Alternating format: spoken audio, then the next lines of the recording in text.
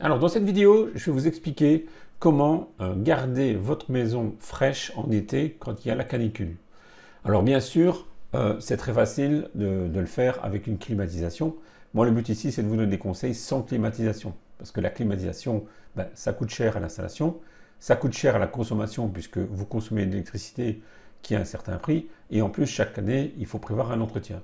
Donc ce n'est pas la solution idéale, surtout en plus si vous avez une grande maison, vous devez mettre des climatiseurs un peu dans toutes les pièces pour avoir une maison qui est fraîche.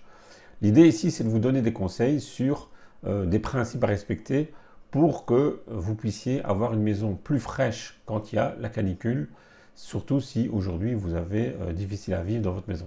Alors, premier conseil, c'est de fermer vos fenêtres. Alors, je sais que quand il fait chaud, on a tendance à ouvrir ses fenêtres pour essayer de faire une sorte de courant d'air dans sa maison. Le problème, c'est que s'il fait plus chaud à l'extérieur qu'à l'intérieur, il faut rentrer l'air chaud. Et donc, à un certain moment, tout ça s'équilibre et il fait aussi chaud dehors que dedans. Du coup, c'est pas gagné du tout. Vous devez forcément avoir déjà une cave et donc faire ce courant d'air, entre guillemets, d'air chaud, c'est pas utile. Donc, ce qu'il faut, c'est bien fermer ses fenêtres dès qu'il commence à augmenter la température à l'extérieur. Alors, vous n'êtes pas obligé d'attendre qu'il fasse très chaud pour fermer les fenêtres. Justement, je vous conseille de fermer les fenêtres très tôt le matin parce que justement, s'il y a une canicule, vous allez vite avoir de la chaleur qui va arriver dans votre maison. Et donc, fermer ces fenêtres, ça permet de garder l'air intérieur à une certaine température. Deuxième conseil que je vais vous donner, c'est justement d'empêcher la chaleur de rentrer par vos fenêtres. Et comment on fait ça? On fait ça avec des protections solaires. Donc, si vous avez un store ou extérieur, si vous avez des volets roulants extérieurs, vous les fermez dès que le soleil tape sur vos fenêtres, parce que comme ça, vous allez justement empêcher la chaleur de rentrer. Si vous n'avez pas des volets, investissez dans des volets, à la limite plutôt côté sud que côté nord, puisque le but c'est de empêcher de faire rentrer le soleil dans votre maison. Fermez-les dès que le soleil arrive, vous pouvez les ouvrir dès que le soleil est passé. S'il a tourné, il n'y a plus besoin de garder votre volet fermé. Donc ça, c'est un point important, surtout, ça peut vraiment faire gagner des degrés en fraîcheur dans votre maison quand vous allez fermer vos volets. Par contre, si vous n'avez pas aujourd'hui l'occasion de placer aujourd'hui des stores, des volets extérieurs, moi, ce que je vous conseille, en fait, c'est de placer des rideaux en attendant.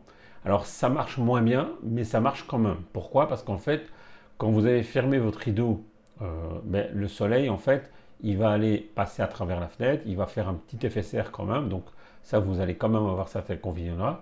Par contre, le soleil ne va pas aller, on va dire, sur le sol ou sur les murs. Et donc, le mur et le sol qui pourra avoir un rayon de soleil pour réchauffer et stocker de la chaleur. Donc, en mettant un rideau, vous allez empêcher ça, ce qui fait que ça va quand même avoir un impact positif sur la surchauffe de vos pièces lors d'une canicule. Donc, priorité d'abord à tout ce qui est extérieur, le volet, un store extérieur. Si vous n'avez pas ça aujourd'hui ou si vous n'avez pas l'occasion d'en mettre tout de suite, prévoyez quand même un rideau, ça peut avoir un effet bénéfique parce que vous n'allez pas avoir justement ce stockage de chaleur dans le sol ou dans les murs qui est quand même un point essentiel quand il y a de la canicule pour avoir une surchauffe. Donc évitez ça, c'est une priorité pour moi. Troisième conseil que je vais vous donner, c'est d'ouvrir vos fenêtres, mais la nuit, pas le jour. Pourquoi? Parce que la nuit, la température extérieure en général est inférieure à la température intérieure de vos pièces. Du coup, l'idée, c'est de faire rentrer de l'air frais dans votre maison. Alors pour ça, ce qui est important, c'est de ne pas ouvrir vos fenêtres, vos portes pendant une demi-heure, une heure. C'est bien d'ouvrir pendant toute la durée de la nuit. Pourquoi?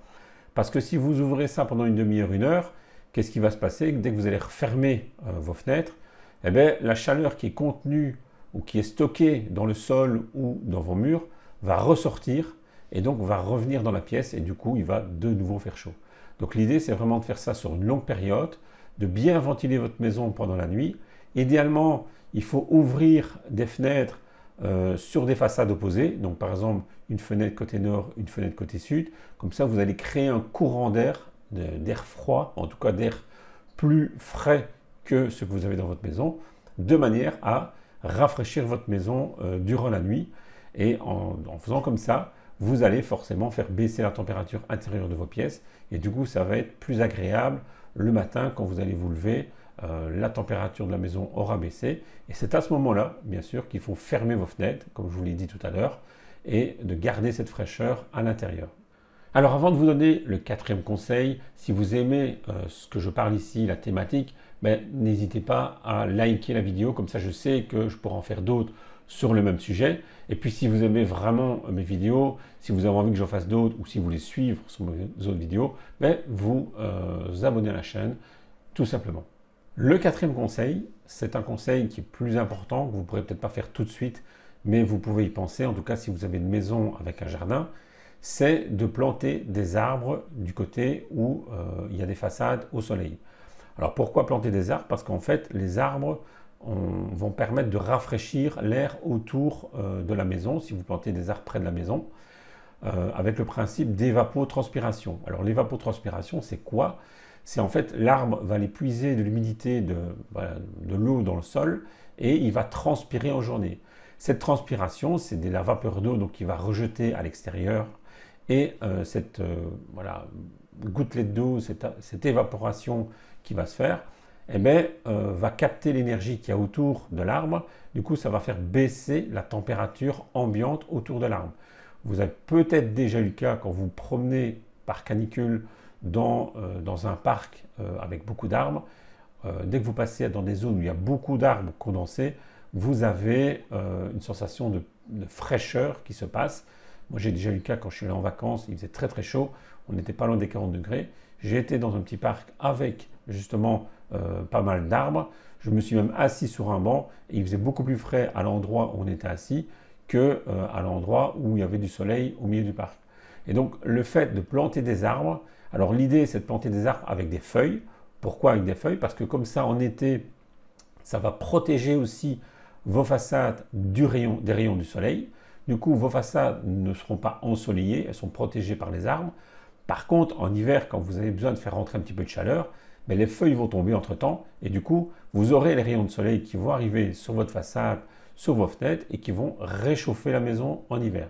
Donc ce principe est très simple, vous plantez des arbres avec des feuilles. En été, ça vous protège des rayons du soleil, ça vous crée une fraîcheur au pied des arbres et en hiver, vous pouvez profiter finalement du rayon du soleil pour réchauffer votre maison.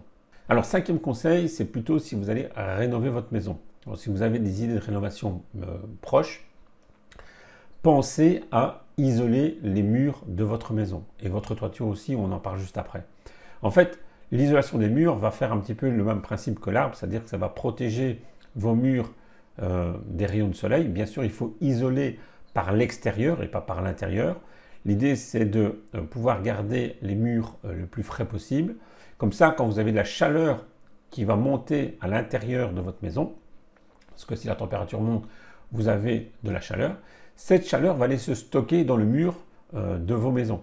Et donc, qu'est-ce qui va se passer? Ça va permettre de garder une certaine fraîcheur dans les pièces ambiantes. Et du coup, qu'est-ce qui se passe? En isolant par l'extérieur, vous empêchez justement la chaleur du soleil de rentrer dans les murs et donc d'avoir une surchauffe en été.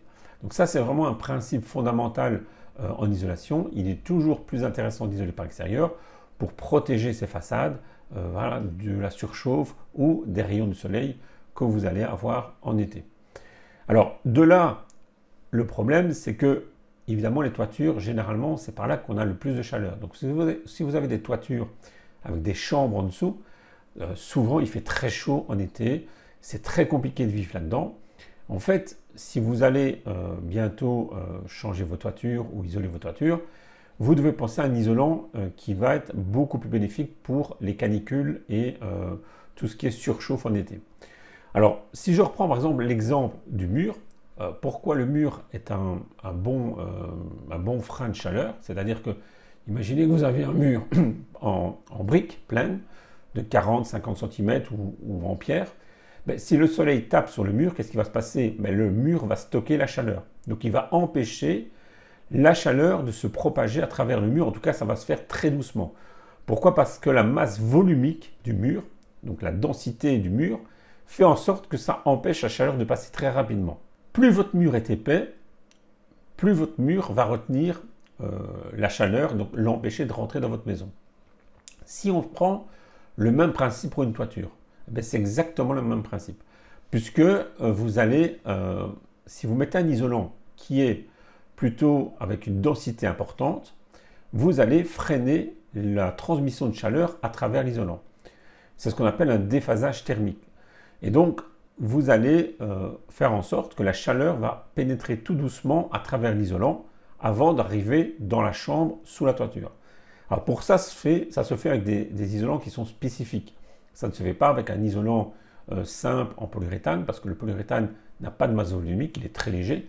Il faut prendre des isolants qui sont beaucoup plus lourds, comme la laine de bois ou la ouate de cellulose, et mettre un minimum de 30 cm dans votre toiture.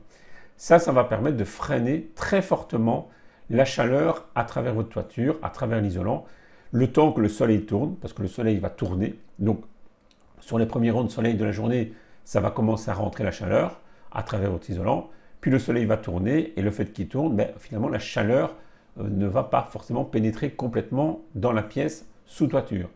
Et qu'est-ce qui va se passer la nuit? C'est comme la nuit, la chaleur sera peut-être inférieure à l'extérieur par rapport à l'intérieur. Et donc, la chaleur qui était stockée dans l'isolant va ressortir vers l'extérieur. Et c'est comme ça qu'on garde une maison beaucoup plus fraîche en été et par des canicules en plaçant un isolant qui a une certaine masse volumique, une densité, donc qui est lourd par rapport à un isolant qui est tout à fait léger, comme du polyuréthane ou on va dire de la frigolite, quoi.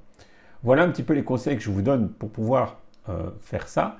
Si vous voulez évidemment des informations complémentaires sur l'isolation, sur comment isoler votre maison, vous avez un lien juste en dessous de cette vidéo, vous pouvez y aller. Voilà, avant de partir, n'oubliez pas de liker la vidéo, ça me fait toujours plaisir pour faire d'autres vidéos dans ce style-là. Et n'hésitez pas à poser vos questions en commentaire, j'essaierai d'y répondre dans d'autres vidéos. À bientôt.